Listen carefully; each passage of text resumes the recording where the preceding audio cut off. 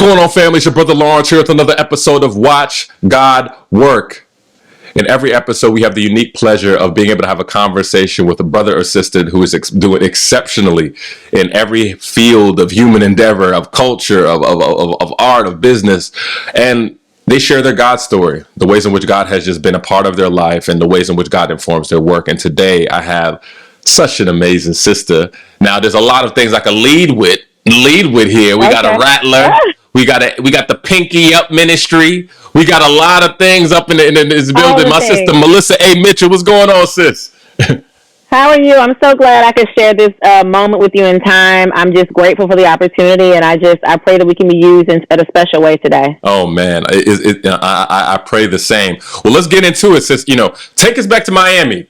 Take us back to Miami. Miami, you're born and raised, and just what was the genesis? Because I think when people think of Miami, they think of Art Basel, they think of 305, they think of all these things. So it seems like it makes sense. But just tell us that story. Like, who's Melissa A. Mitchell, and take us back there.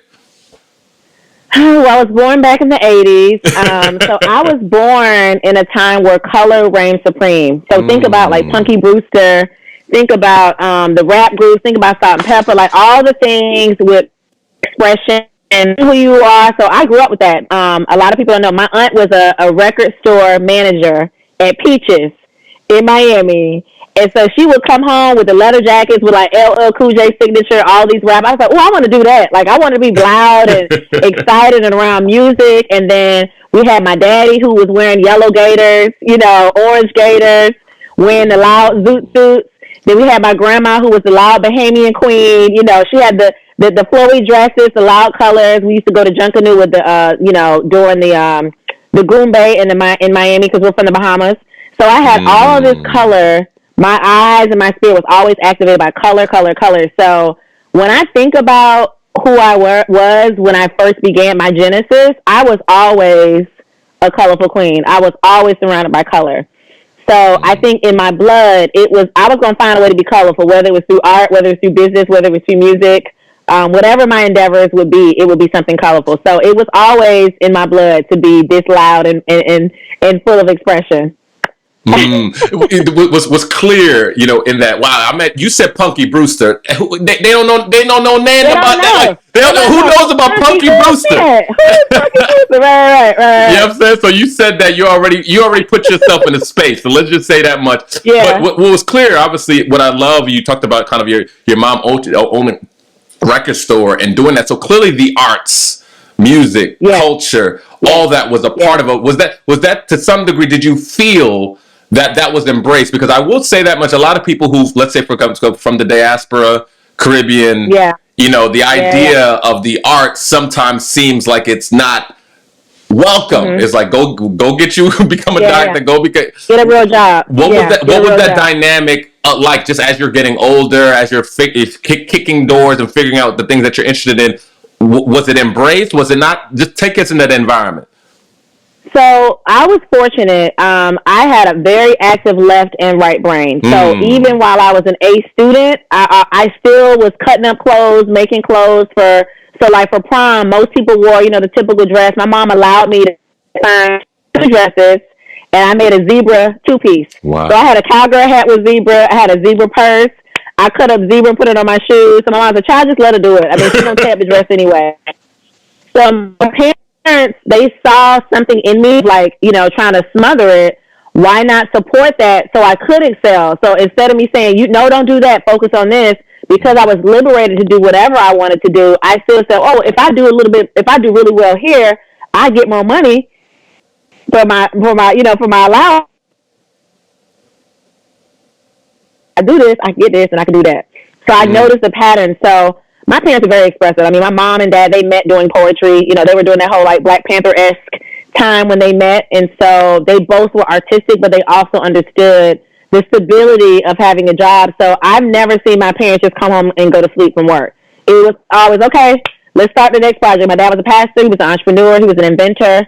He was also a designer. My mom was in HR, but she did the entire infrastructure for our church. She came up with all the, the designs for the pamphlet. So I saw dual roles in my parents. So for me, I was like, it's natural to have 2 careers. So I didn't know any different. So as I went through college, I majored in PR, minored in graphic design, but, God told me to work in the community, so I got my master's in public management. And then I came back to Miami and helped do programming there, but God kept saying Atlanta is home. And I said, I want to move to Atlanta. My mom said, we moving too. I was like, y'all ain't got to move. So we ended up, I came to look for houses for myself, and we ended up, the realtor said, well, this is out of y'all budget, but God told me to show you this house. So it was an 11-bedroom house here in Atlanta. This was in 2006, 2007. And so my mom said, well, why don't you stay with us and just get yourself together? I was like, well, that makes sense. I'm out of college, let's figure it out. So I didn't know that God was preparing me to help my mother, because my father would die 2 or 3 years later. So that home will become the house compound for all of us to be in, never knowing my dad would only be with us 2 or 3 years in the house. So we went through all of this, but God said, I'm going to let your daddy make it to the promised land, but y'all going to have to carry the rest of the torch. And so that house became the headquarters for creativity. My dad called it the Hope House, house of prayer for everyone. So everybody that left our house was, encouraged to follow their dreams, and never knowing that he was trying to leave it all behind for us to follow behind. So all the way from Miami through high school, through college to now, I believe every point in my path was preparing me for even March 10th, 2021. Everything was like, all roads are like literally intertwining to lead right here. And so I do believe that as frustrating and confusing a lot of the path has been, I do believe that I'm still exactly where I'm supposed to be.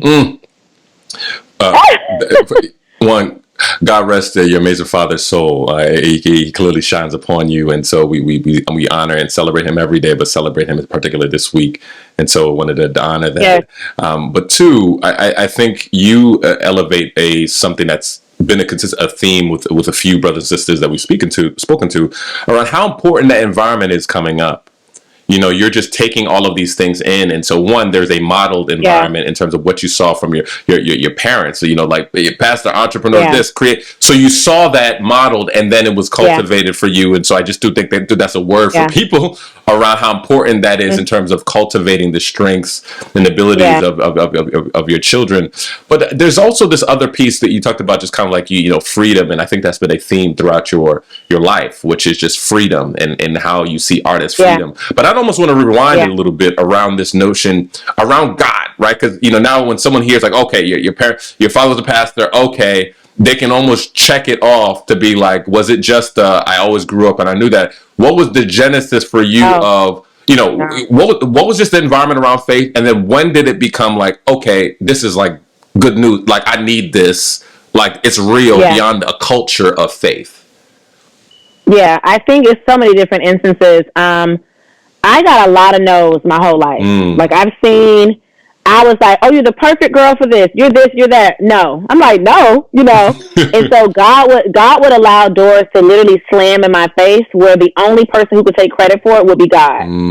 Up until, so my high school I went to was a brand new high school. It was like all the rage. Everybody's applying. Oh, I got in. Melissa doesn't get in. I said, wait, I got a 4.0. I was like, why am I not getting into this program? So my parents had to we fasted and prayed. We walked my application down. They said, well, we got a spot in this one program. We'll let her in, So it had to be an act of faith. Not only did I get into the school, I became the first president of the school 3 years in a row. Shining star, full ride to FAMU. And in those that was at 14 and 15. I saw God like completely shatter, norms. Even to the point when I was first born, my father said that the cord was wrapped around my neck, so I wasn't supposed to make it. And literally, they said they felt angels in the room to pull me out of the womb because it was like it was a tugging. So from day one, the devil was like, no, we can't let this powerhouse get out of here. She can't make it into the earth. And so my parents said because I was a fighter from day one. They literally had to name me Melissa because it means honeybee, which also is indicative of productivity. And think about what a honeybee, it's not ergonomic, it's not supposed to be able to fly. But it doesn't know that. Because it's so weight heavy in the back, it's not supposed to be able to carry all of that. But the honeybee don't know that. They're like, child, I got these wings, I'm going to fly. So me, I don't even know I'm not supposed to be as big and tall as I am. I'm only 5'2" and some change. But baby, you can't tell me that I walk in the room. I said, oh, I'm sure. I thought I was tall. until I walk up on somebody that's tall. I was like, oh, I didn't know I was short. Like I literally didn't know. And so as I just go through life, I keep seeing like, wow, this really is God. I mean, even so recently, and Alexis has been an angel with that. One contract was ending with Ford, and I was like, Lord, I need a new truck. I said, but I need something big. I said, I've got 4, and I saw 2021 being a year of expansion. I said, I'm going to be in stores. I'm in stores now. Mm-hmm. I'm going to be in stores. I'm going to be doing this. I said, Lord, I need a bigger car. So I walk into the Infinity dealership. I never forget, it was November 19th. I said, Lord, I need a new truck. I said, let me call. I called 2 Infinity dealerships. One was closing, and the other one answered the phone. I said, well, I want a black woman as my sales person. She said, well, I'm a black woman. I'm going to help you. I walk in, the angel was like, this car not good enough for you. I said, what you mean? She said, no, God told me you need something else. And I'm like, I don't know this lady from anybody. It happens to be Alexis' mom. She said, well, let me connect you with somebody you need to talk to. I'm think nothing of it because I give my card out to everybody. I get a call. She says, hey, I'm so-and-so from Cadillac. I've heard your story. I think you're exactly who we're looking for. Where can we ship you a brand new Escalade extended cab to your house? I said, wait a minute. Wait. I said, hey, I was like, is this a joke? She said, no. She said, no, I believe you who we're looking for. And so things like that show me that having extraordinary faith opens doors that you would not even imagine. So my story of faith is one where I'm like, I don't think I'm ever dreaming big enough because God is topping every big dream that I've had. From getting a car randomly to winning a Spanx deal on a whim, to allowing me all these opportunities. I think that for me, faith is not transactional, it's a relationship. So because I'm constantly convening and sitting literally at the feet of the throne, like, Lord, it's me and you, what we doing next? And God is like, because you convened with me, how good I am. And so I think my faith has been evolving. I mean, I'll be 39 this year. My stories, we'll be having story time for the rest of the year. As many miracles. So what I do is when I have many and big miracles, I put them in a little bowl in my kitchen, and then I pull them out. I said, I forgot when God did that for me. Because sometimes it's easy to forget. You be in the thick of things, like child, it'd be like, God ain't looking out for me. You like, you remember when God did that? I was like, you know what? Let me go in my little bowl. Let me get my miracle out. And so I've had to remind myself I'm done because I'll get so in a funk sometimes when I don't think they'll go exactly how I want them to go.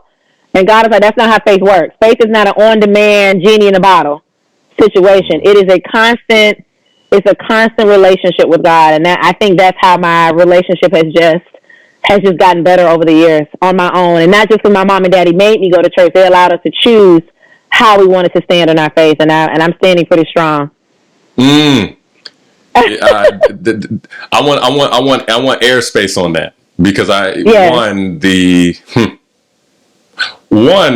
love this piece. You know, I think people ever seen this movie War Room. It's like Priscilla Shirer, and they had what they call like an answered like prayer frame, and they literally would put at the end of the year the answered prayers.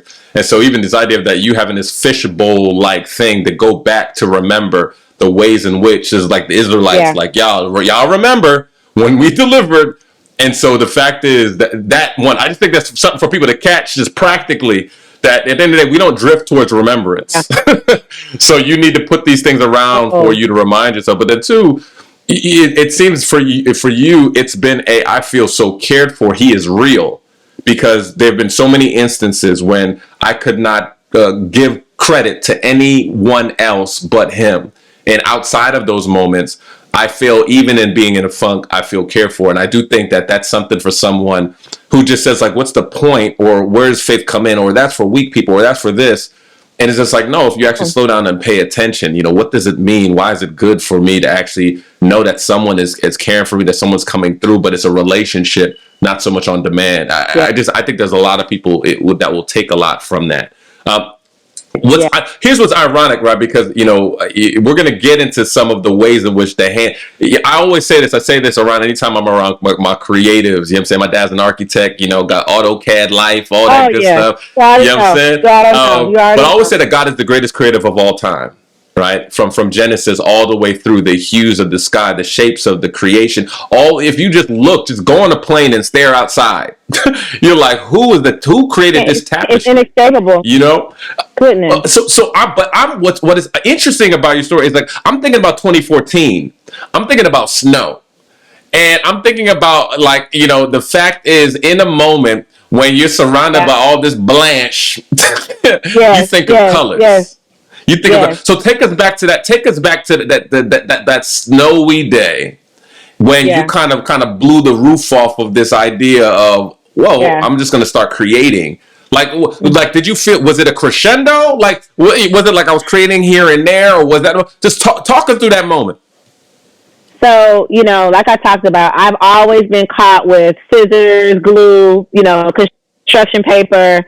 I've always been that girl like, oh, let's add a little something to your shirt. Let's get a little glitter. Let's, you know, I've always been that hands-on crafty girl. So my sister had just crossed in our sorority. And so I had a whole bunch of like random pieces of wood, you know, pink and green paint. But I had like the kit that had all the colors. And so we were just told we couldn't come to work. And I was already a contractor. I was like, you know, if I don't go to work, I don't get paid. And so they didn't send the laptops home with us. I'm like, I'm at home, you know, the lights flickering on and off. I was like, y'all, we're not going to get through this. I was like, you know, I'm active. So I'm used to like riding the rocks, going to my stores. And so I literally kept hearing God and say, you have everything you need. I'm like, I said, yeah, I hear that. I'm not doing that. And the guy's like, you have everything you need. So I walked past this bin that had wood in it. I was like, oh, that's cute. Like, I should, like, do something with that. But never thinking it's going to be a thing. I'm just thinking, oh, you know, I'll grab the wood. And so I used to always, I don't have my book with me, but I used to always, like, do these patterns on my Bible notes. I would just doodle all the time. So I would just, like, take my name, take Melissa, and, like, turn it into all these curly cues. And I was like, wow, I wonder if I, like, color that in, what that would look like, right? I said, oh, you know, let me try to do something with that. So I said, I have this wood, and I'm bored. So I literally started doing random shapes on wood. I said, oh, this is cute. This looks like a face. It looks like a mask. So I just started coloring it in. So I'm on social media, said, oh, look, y'all, I'm an artist. They were like, oh, wait a minute. That matched something in my house. Can you do that in blue and yellow? I was like, yeah, when I get some more paint, I'll do it for you. So I just started doing that 5 or 6 times, 10, 11 times, 15, 20 times. And I'm now able to help my mom pay her mortgage with paintings. I said, I think I'm an artist, y'all. You know, once you make some money, you think you done made it. I said, oh, I'm an artist now. And so I start doing that, but then God is saying, this is where your healing is. You're going to heal through color. And I'm like, so I always use yellow. People are like, why are you always using yellow? I was like, I think it has healing properties. So I'm looking up yellow, sunshine, optimism, you know, I mean, all these things. So I started noticing the colors I was gravitating towards. So it was literally God was making me pick up yellow over blue or orange over red. So I was picking up these colors, and every time I would read the meaning, I was like, oh, I'm healing this part of my body, or this is what's going on. So I started healing out loud through colors. I started healing out loud, and so the more I painted, the more confident I became. Like, I have every painting that I started with still in my house. So I can see from where I first began timidly, you know, putting color on, to now bold and, like, you know, throwing on color and walking up and saying, no, this is what it costs, and walking away from sales. And so even the quality of paint that I'm using now is different. It's like God took my tools and elevated my tools, elevated my skill set, elevated my confidence, and elevated my platform just to be able to do all these things. So from 2014 to now, my 7 years, in my 7th year, my Phoenix year, I really feel like I'm like that bamboo plant that nobody saw coming up, and you walk outside now, it's 20 feet tall. So each year my roots were deepening, but really, I really am only right here. But honey, by May, y'all not gonna be able to see me in the frame. It's gonna be through the roof. I mean, I put up a post about it yesterday. I said, I feel like I'm on the verge of something so big that every night I'm like, I need a sketch. Like, the call is gonna come, and I won't even have time to prepare. That's how big it's gonna be. And so I just had that faith that God gave me the talent. So if don't nobody buy nothing, I'm doing what God asked me to do. It's a bonus that I get to sell artwork, but this is my assignment. You know, it's like when you get an assignment from your boss, you're like, I don't know what y'all got going on, but he told me to do X, Y, Z, and that's what I'm doing. And so because I've been assigned this allotted thing, I've just stayed true to that. And because I stay true to that, people come looking for me specifically, not an artist. They want Melissa A. Mitchell. Right? That happens to be an artist, because I'm so transparent with my journey, with my faith and my story. They're buying a part of my story. You think about Basquiat, he passed away at 27, but at 25, he had an art show here in Atlanta. I never forget, my mentor told me the story. Nobody would come to the show. They're like, it's some weird little artist out of, you know, New York. He's kind of dark, weird. But this one teacher believed in him. And she said, I'm going to buy 1 or 2 pieces for him, right? So she probably paid $5,000 for those pieces. Those same 2 pieces she went on to be able to retire from. Millions of dollars. But it's that early belief in someone that nobody else sees. Years later, they're no longer here, and now their work is worth 200 or 300 times the amount that you paid for it. And so I tell people all the time, appreciate me while I'm here. Celebrate me while I'm here. Support me while I'm here, because I don't want you to be at my going away party crying and screaming, wishing you could have. And I have all of this to share now. So that's why I'm also so productive. I think about my father. His Bible was open when they found him. He was still convening with God. So I don't know what his final thoughts or prayers were, but we know that he went to be with the Lord, because he literally was ushering in the presence of God when he was going down. Mm. So I always think about that. Sis, this is powerful. I want to go deeper a bit, because I think just the movement of God in your life is clear, yeah. Right? And I think there's a visual to it, but all pun intended, right? But there's also an element of hearing from God, right? And I think that's something where some people feel like, is my thing wrong? Is there something wrong with me? Like people say they hear from God, or this. My heavenly empire. Yeah, exactly. But what does that tangibly? With those moments when you felt like I heard from God, was it like an internal thing? Where it's like it was my gut? Was it like I heard a voice? Was it what does that mean to you in those moments? So I have to be very transparent. I don't think I often hear directly from God, but when I do, I know it's him. So it's one of those things where recently I was at work, because I was working a 9 to 5, and I heard God said it's time. And I'm like, I'm not ready. I literally called HR and said, what do I need to do to walk away from this? And I got my options, and I quit that day. Literally that day. Now, mind you, I've been at this job the same amount of time I've been, doing all these different things. And I walked away, and I had a peace about it. And I went and got something to eat and went shopping. And it was a clear directive. And so when it came from, and I probably have on one hand, how many times I heard like God's voice clearly, and I don't even know what it was. It's one of those things where you can't describe it, and I can't even tell you how to tune into it. But when you have that constant relationship, when you hear it, it's him. It's almost like when you fell in love, or when you knew it was time to leave something. It's like one day I was late for something, and God told me to wait, and that was the day it was like a 10-car pileup. It's like that. It's like that. It's an amplified. It's bigger than a gut feeling. It's almost like a no. You like, it's like it's nothing that like, it's not earth shattering, but and it's just one of those. It's clear. It's very clear. This is not for you. Leave him alone. Don't go over there. Stop. Get up. All these different things. It's always very like short. And it's very like, oh, this is God. And so, and it's hard for me to tell me like, God is speaking.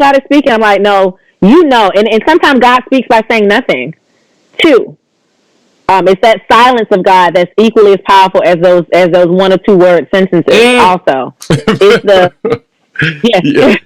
it's that you're asking God for this, and God is like, well, he ain't answered. Maybe he's telling me not to do it, And it could be a little bit of flesh and gut, but it also could be God. So but if you're constantly in relationship, you're constantly consecrating yourself, how you're starting your mornings, how you're ending your evening. So if you don't necessarily hear from God, God's voice. You're just fine tuning your ear to kind of know it's him. But when it's him, I know it. The point about like silence, and then when that's where God kind of speaks the most, is that was a bar. But you're kind of talking about just kind of like how important that is. Yeah. So think about just the stillness and the knowing. I talked about earlier about my garden, right? And so right now it looks dead, and I am like the star yard on the block, right? And so I'm talking to my nursery in the garden. I said, everything's dead right now. He said, this is a time it's supposed to be dormant. He said, but what you can't see is what's going on under the ground. He said the roots are still healthy. He said they're getting ready for their big debut, but you got to leave it alone. And I was like, that's what God is doing. He is saying, leave it alone, right? And he said, in a week or two, it's going to blow your mind. He said, they're going to grow faster, stronger, and taller than they did last year. I said, no, there's no way. He said, trust me. He said, he's like, pretty much like, this is what I do. God is like, this is what I do. Trust me. I do this. I do it. He said, I do the garden. He said, you might do the art, but I do the garden. I know for a fact. He said, I've been doing this for years. I'm like, no, he said, He said, did you bother the roots? I said, no. He said, but did you touch the roots? I said, no. He said, you touched the roots. I said, no, I didn't touch the roots yet. He said, put the soil down, but don't touch what's under it. He said, you can put your fresh soil down, put down your mulch, whatever. He said, but it's going to blow your mind what's going to happen. And why is it going to rain all next week? Looking at the forecast. So God is literally like, don't touch that earth. I got it. Right? And so it's silent right now. And I've been learning over and over again that my level of patience is not where it needs to be for the level that I'm asking to get to.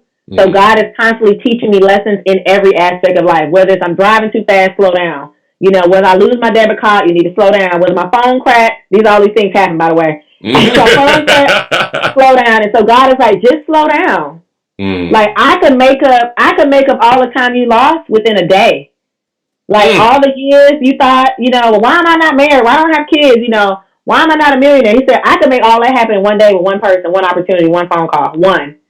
So every time I bemoan, like, well, why not this, why not that? I said, you know what? I'm going to give it to God. And the moment I relinquish the need to know and control, it happens. So like the man said, just make sure the soil good, pull out the weeds, treat your grass, and just let God do the rest. And so that's the silence that I am learning to embrace, because I'm a person that has to have a little bit of a need to bake a plan, have a little bit of the sounds. Like I always got to have something. God is like, just be silent and go to bed. You don't need all the razzle dazzle to go to sleep. You just need silence. And so I've learned to cut everything off and just really just embrace the silence, because as soon as it's going to get loud, it's going to be overwhelming, right? It's going to be so much happening at once. And so I'm learning to cherish every part of the journey and not be a destination addict. We're like, why not this? Well, when is this? And why not that? You know, so just staying very, very content, but also in anticipation of what I asked for, what I prayed for. Yo, there's richness in all this. You said a destination addict. Yes, that's me. Like I can't wait till. It's like, but what about now? You asked for this house. You was praying for this, and now this ain't good enough. Yes. Listen. This is. I want to. We're gonna go deeper a bit, because I think there's something about creatives. And at least the perception that people have of creatives of with creativity comes the people view with creativity comes the curse, right? You have your prince, you have it's kind of the beautiful mind complex that say, because you're in such another place, often you feel alienated from people and reality, because they're not where you're at. Number one. Number two, it taxes so much of you to be able to pour out so much. It takes out so much. And so, one, how have you been able to lean on God as you've been pouring out? How does God replenish you? How do you not feel completely alienated in your creative mind from people? I think God prepared me to be a loner a long time ago. So I've learned to embrace sacrifice, because I've seen the fruit of my labor. And so, when I first, Atlanta is like literally, it's like going to HBCU, living in Atlanta. Every day is something going on. Every day it's a party. Every day it's a brunch. Everybody want to do hookah. Everybody want to hang out. And so God took the taste from that out of my mouth. Like I don't drink. I don't smoke. Clubs are cool. I'll go out with my girlfriends every now and then, but I'll be ready to go. And so I don't have a desire. So once that desire was taken away, God was literally preparing me for a life of isolated creativity. And I cherish my spirit and my energy to the point where I know I have to be protected. So I may try to come home and paint, but I still smell like cigar smoke. I'm thinking about a guy that I was on the phone with. So I'm very keen with my time. And my sister told me, she said, you're like a mini celeb. You just can't be everywhere. I said, you're right. I can't just be out like this. I can't be out, And so just knowing that I've been separated for a reason. And when you're separated and chosen, you just can't do everything. You can't be out everywhere. And so my replenishment comes from the incense burning, the oils burning, the listening to Anita Baker, the sitting on my plush, couch, taking in, and like I literally have 70 of my own paintings hanging up. And so I will take time. I said, God, you did it. You did it. And I look at the time. I knew exactly who I was in these paintings, like looking at that. And so I come home and just sit in my remembrance, because I think a lot of times I have a room. I had a dining room I turned into a gallery. I call it my room of remembrance. So I have every article that I've ever been in. I have every important piece of art that I've created. One of my first pieces up until my most recent one. So I have a chair from Ghana that sits in the middle of that room. And so I sit there and I'm like, God, you did this to me. Like, you did this for me. And so when people say, why you not out? I said, girl, I got an oasis all the way out in the country. I'll go home.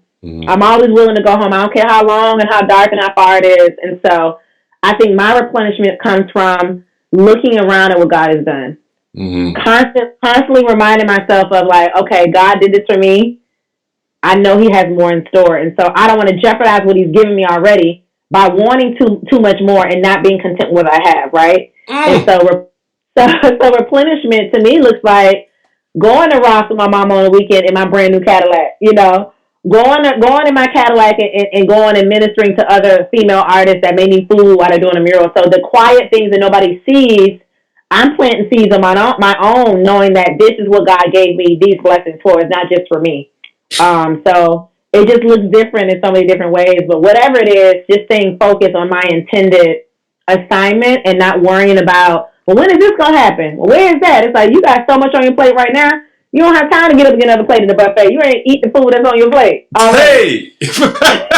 Yo! Them folks that go to choir, you like, but you got 2 biscuits. I want some more, but you ain't eating any of this stuff on your plate. Like, don't go get nothing else until you eat what you got. Yo. So that's where I'm at right now. I'm not getting up again. This is a work. Yo, y'all heard it here first. There's 2 things that Melissa and I are going to do. Number 1, Melissa gonna go on the road to preach. She preaches. We'll take you to Dallas. Go Sarah Jakes. Y'all go holler and go on tour. That's number 1. Number 2, we are going to do some limited edition, like, creative, like, Bibles. You know what I'm saying? Like, literally, and the cover, the interior, the actual like journal notes, and it has all that. Because you see all of it, but we need the melanation in there. So I'm saying this as to say that we're gonna put this out there, but nah, my sister, we're gonna create some Bibles, right? So.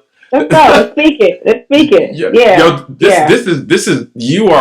This is a bomb. I think just one, because I think that this time, this is evergreen, clearly how we're speaking, but I think there's a time of slowing down. And I think we've been forced to be content with, obviously, the other side of the darkness of the time. Yeah. There's been also a light of, for some people, this saved their life. Because they were going. I am interested in, even as we're kind of coming near the letter, I'm interested in your relationship with time.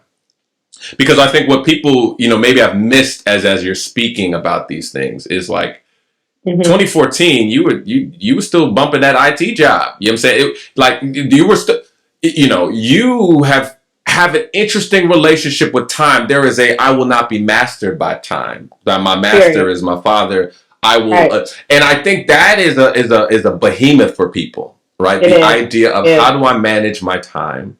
How do I honor my time? What just what did that look like tangibly for you, right? And how did God speak into that for you around just how you look at time? Because I think you kind of spoke a little bit to it, just like, hey, consecrated, special purposes, not common use. I can't do everything y'all doing, but just literally your day to day. Like, what does that practically look like? Are you a calendar person? Is it like I have blocks in the morning? You can't do that. Like, what's your rhythm look like around time? So when I started in 2014, I had been 2013, I got one job, believed God for another, and got elevated to, like, they just asked me what I want to be paid for, right? And so once I got that job, I was like, oh, this is it. But I got on the job, I was like, this ain't it. I mean, this is not my purpose. I was already like, this is not going to work for me. And so the whole time I would work 9 hours at my IT job. This is when we were going into the office. I would work all day, come home, literally probably put on one of my FAMU t-shirts and start painting immediately. So I was working 18-hour days for probably 6.5 years straight. So it was a matter of God gave me these 2 opportunities that I prayed for. I got them at the same time. Lord, I want to make almost 6 figures in the world. Cool. Gave you that. But Lord, I also want to build a 6-figure plus company. He gave me that. And so I was so committed to not wasting my prayers, right?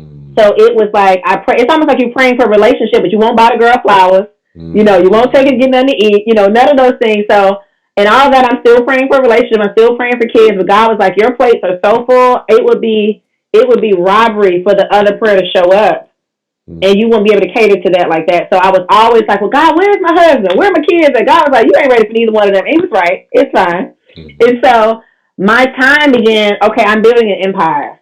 So now I was empire legacy building. So time was literally energy to me. You know, it was, if it's a 10 paintings came in, I would stay up until it got done. So if that looked like 5 o'clock in the morning and getting up at 7 o'clock going to work, then that's what it was. But eventually I would crash some days. But I think for me, I looked at time as an assignment. It wasn't like, and God would still give me rest. I didn't get sleep, but I got rest. So I would sleep for an hour and feel fully rested, where one day I would sleep for 8 hours and still wake up exhausted. But it was because I was plugged into God, the true source, the true charger, and I was in purpose. And so now that I've cleared my schedule more on the professional side, I'm like, well, Lord, how was I able to do all this on the job? I was like, how was I able to manage all of this? So God is saying, now you're ready for the overflow you've been praying for. I couldn't even pour it out because I didn't want to destroy you.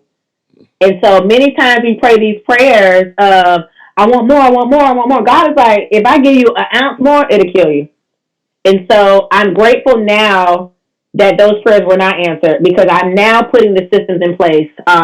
The waking up at 9 o'clock, because I know that between 7 and 9, that's my time to listen to my podcast. I'm still in the bed, but I'm praying, you know, I'm answering emails, and I can do that now because I'm my own boss, right? Mm-hmm. So I can do all these things and not have to answer to anyone. Because, you know, some people say, if you don't wake up before 5 o'clock, you won't be a billionaire. I said, if that's my assignment, if that's earmarked for my life, I'm going to be a billionaire whether I wake up at 12 o'clock or not. Mm-hmm. And so it's creating systems that are good for your health, mm-hmm. and for your mind, right? And so I got my little Peloton that's coming. Mm-hmm. You know, I got my routine. Now I got my garden back pumping. So I'll go pray in my garden.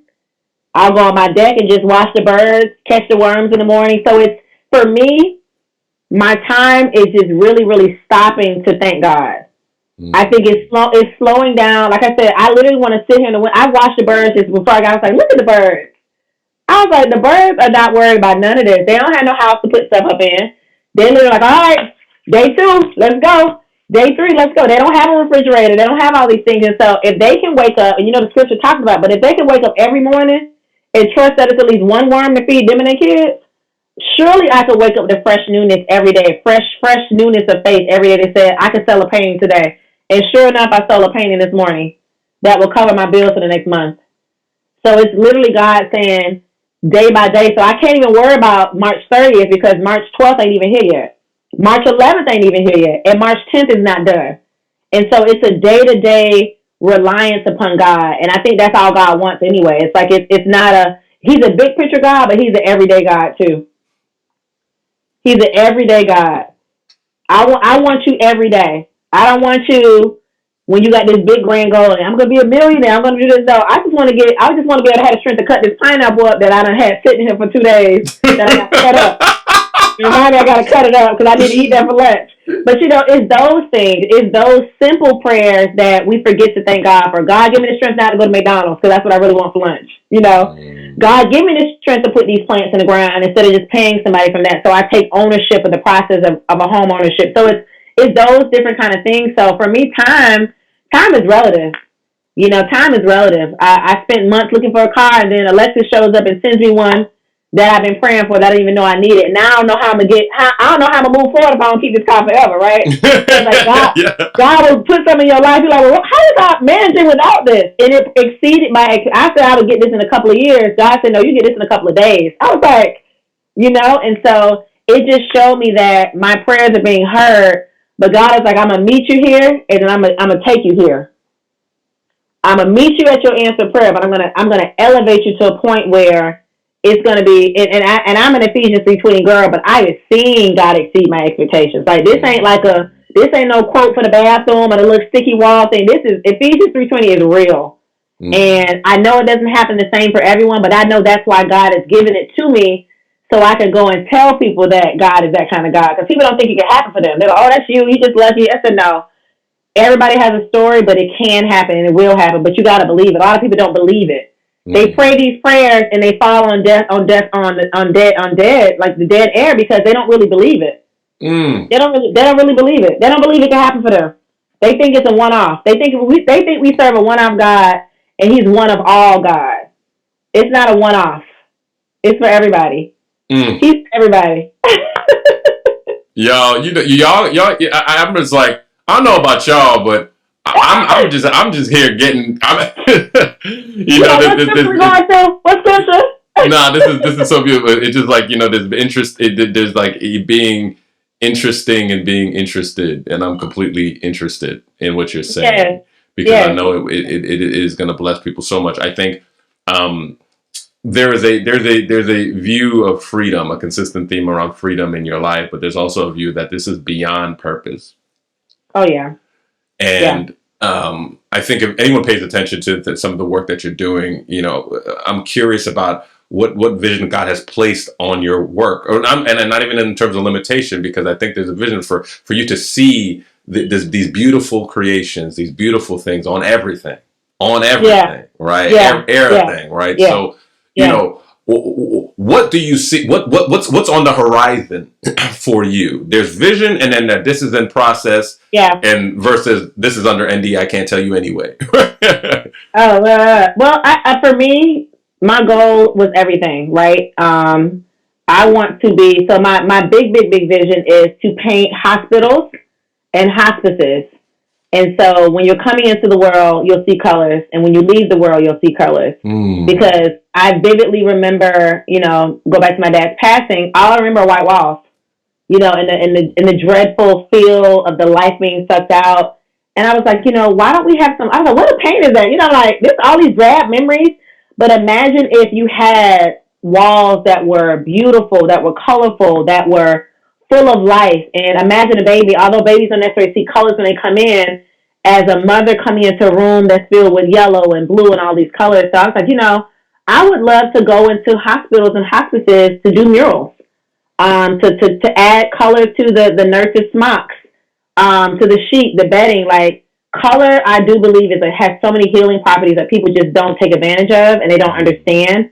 And so for me, that's my ultimate goal, is just be like a hope ambassador with color, splashing color everywhere, partnering with hotels that will, help children that are, that are terminally ill, giving them, theme rooms. And so finding ways to really share color in innovative ways. Of course, I want to do home decor. Of course, I want to work with Beyonce. Of course, I want to work with, I will work with Beyonce. I will work with Oprah.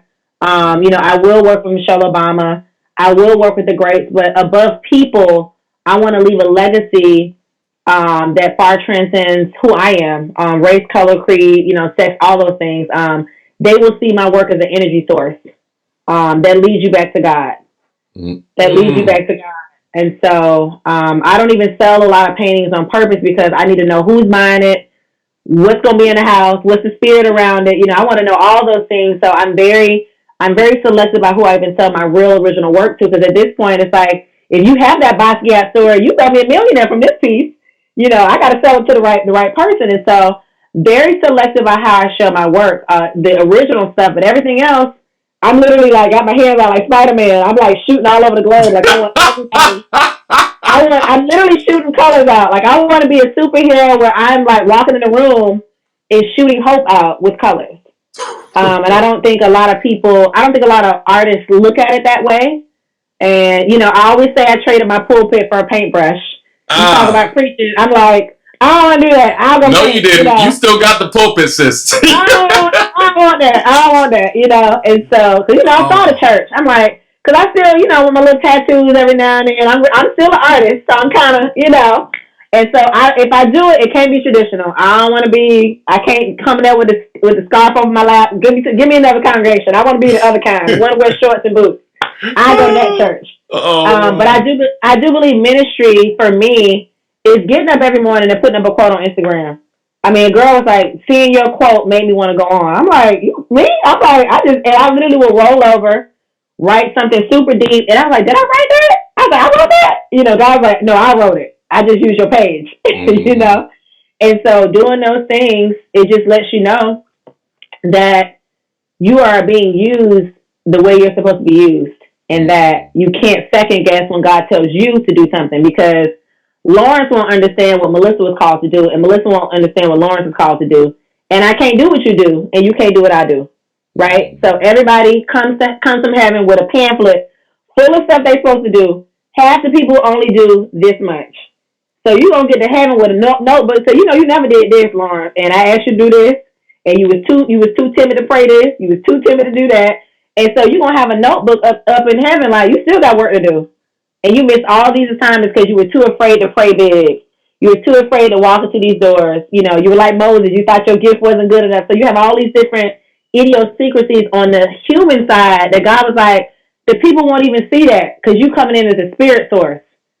People don't even see that you're short. People don't even see that you're not that, not this and not that, all these things. And so once I got past that, I was like, you want to buy this art? Cool. If not, bam, somebody else will. I don't even get offended. You can't afford it and you weren't supposed to. And that's okay. And then the right people who are supposed to have it will. And then I move on. And so looking at my art and my sales and all those things like that, I have such a peace about where my next thing is coming from because I know it's going to be ordained from God and only from God. I love the precision.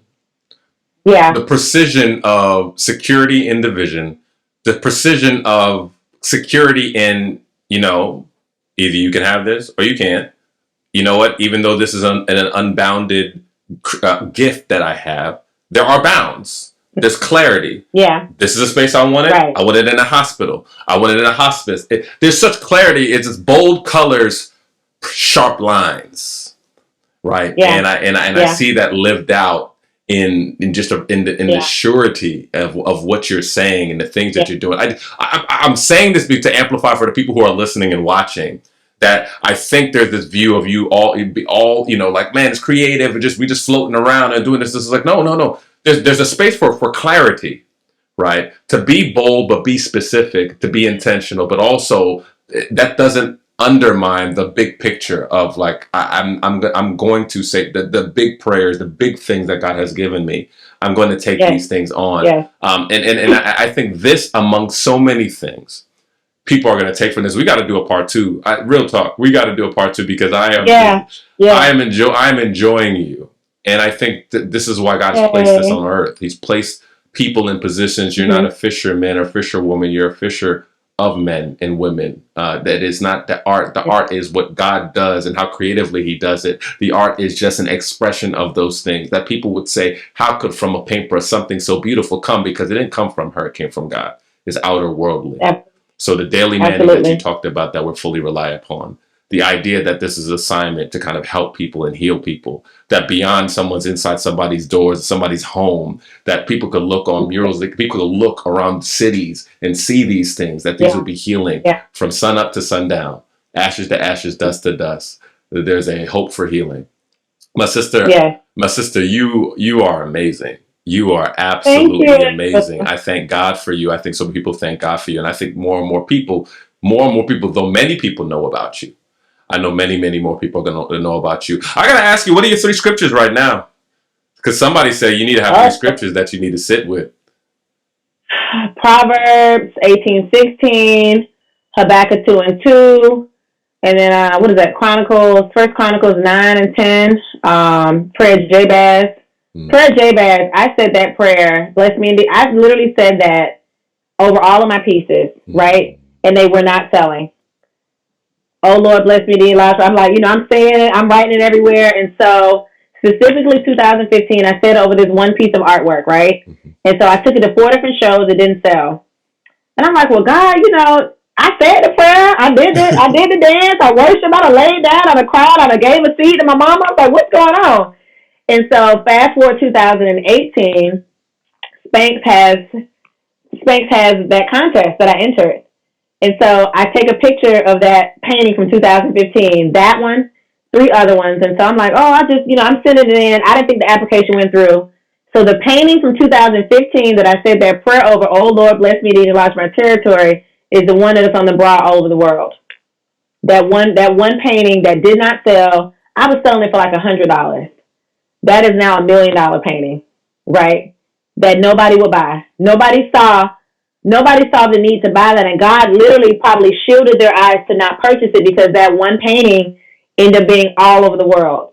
And so when you say have those 3 scriptures, have them in your soul. Like the Ephesians 3:20, I be leaving that on my tip. Like when I leave a tip, they were like, what's this? EPP, what that mean? I was like, don't worry about it. Just hold it. And so, Lord, bless this person indeed. Lord, make them see beyond what they have. Lord, may their gift make room for them. Like all these different one-liners are not just like cliches or, like you said, the little kitchen magnets to put on your fridge. These are real roadmaps to your next level.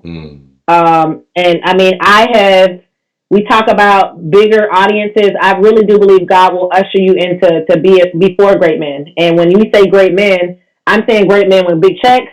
I'm talking about great influence, people that have pure hearts that want to help you. I mean, you meet people like Alexa. We talk back to her like she wants to be a blessing, and they don't even know why they want to bless you. Like, I don't know why your name keep coming up, but God told me to give you $1 million. You're like me, like God told me. And so these prayers and these scriptures, when you sit on them, you sleep on them, you hold them, they take flight. So you got to, like you said, have those 3 to 5 that you hold like as like your mantras, that you know them by heart, because they will indeed like really bless you. And so I've held on to those, and really in my 30s, those have been my go-tos, like blessing me indeed. Because I knew that my art was not meant for Atlanta. It wasn't meant just for Miami. It was meant for the world. And I saw that when I first picked up the brush. I said, oh no, it's gonna be big. My mom said, well, it's gonna be big. Let's trust God. This is why I wasn't selling nothing, right? It was like, y'all want to buy this? Anybody want to buy this? No, we good. I was like, well, God, you said bless me indeed. We're my territory. It's not being enlarged. You're not going to bring me before great men? What's going on? You're not going to exceed my prayers? And every day I was working towards something bigger and I didn't realize it. And so now it's like, what's the secret formula? I said, I was telling y'all in 2014, bless me indeed. I was telling y'all he'll exceed your expectation. I was telling y'all he'll bring me before great men. 7 years in the game now. It's on autopilot.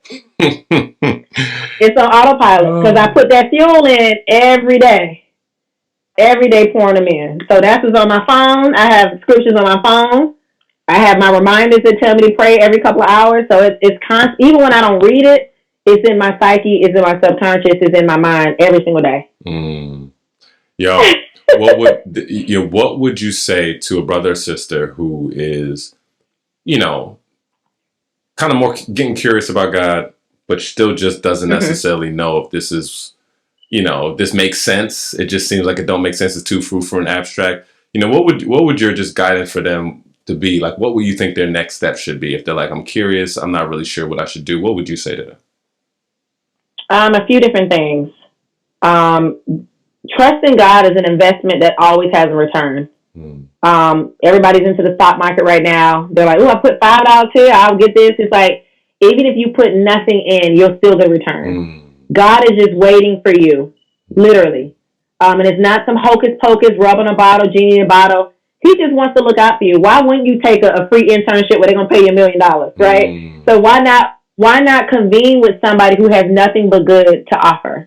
Why not have a secret service follow you everywhere? And you ain't got to do nothing to just say, I accept it, right? And so curiosity with God is just, he's leading you back to where you came from.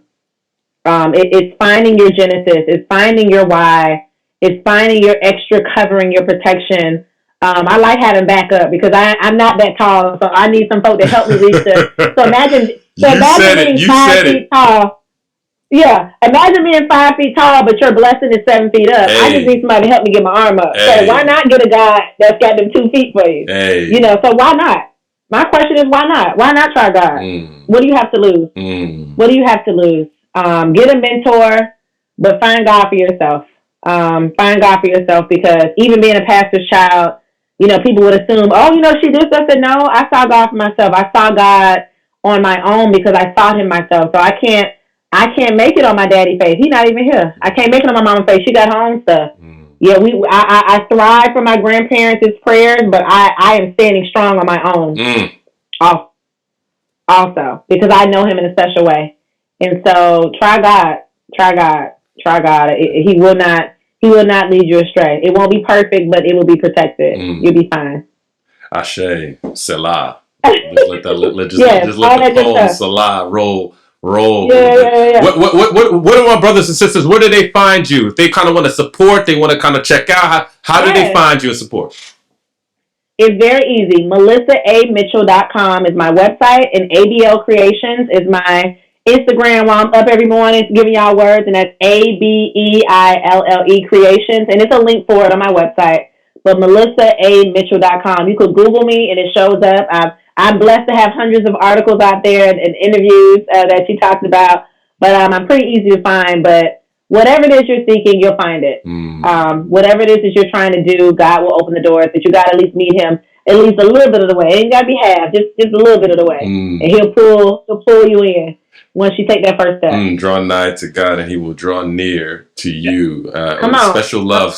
Thank God. Thank God for you. Thank God for our sister Alexis Kerr. She is beloved. She is beloved. And I'm just so thankful for you. And I'm thankful for what God has done, is doing, and what He will continue to do through you. You have a brother in me. You are my sister from another mister. And I'm grateful to be co-laboring in the great kingdom work. And so we thank you. Thank you so much, Melissa. You're loved. You're welcome. Thank you. Bye-bye. All righty. Bye.